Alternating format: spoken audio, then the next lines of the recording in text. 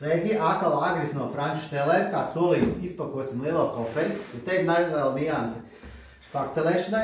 Tas, ko mēs redzam lielajā koferī, atšķirībā pret mazo koferīti. Mazajā koferītī bija divi šādi kāti iekšā, kas ir 2x0,75, lielajā jau nāk lielie kāti iekšā. Tas nozīmē, ka jums ir ļoti garš kāts, ja?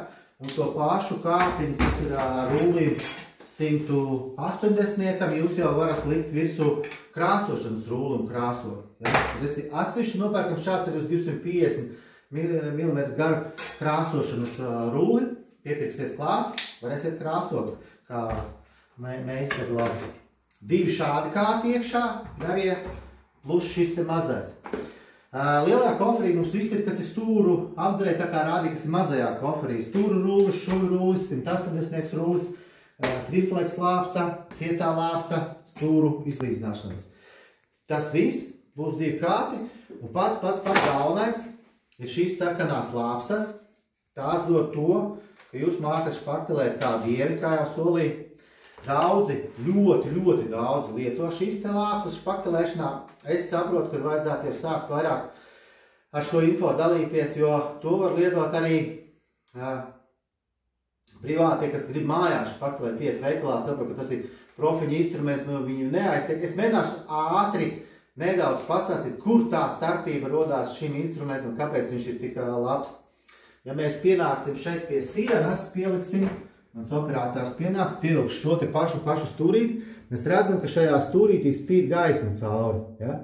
Tad tā tēma ir tajā, ka pilnībā apgriezts process nākošajos video sīki smalkīsies ar šitam te cauri, bet tas galvenā nianse tāda, ka vecajā tehnoloģijā, kad jūs špaktelējāt sienu, šeit bija asi stūri, un jūs varējāt to 3D uztaisīt un uztaisīt iegriezumu sienā. Tas nozīmē, ka ir jābūt biezākai kārtai, lai smilšo pirms izslīpēt to iegriezumu ārā.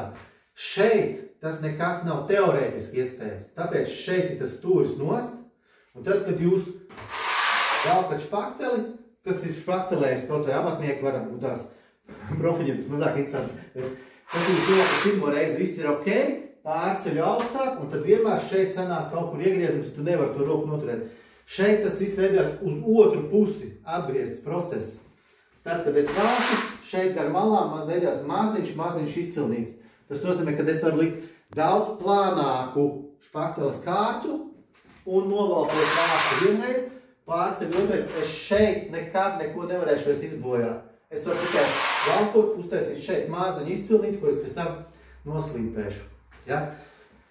Šajā komplektā divas lāpstas, 45 un 60, bet es zinu, ka kompliņi, kas man lielie meistari mauc, tas ir 80 un metrīgas lāpstas jau. Ja?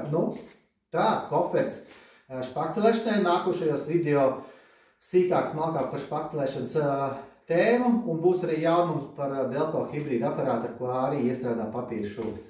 Tiekamies!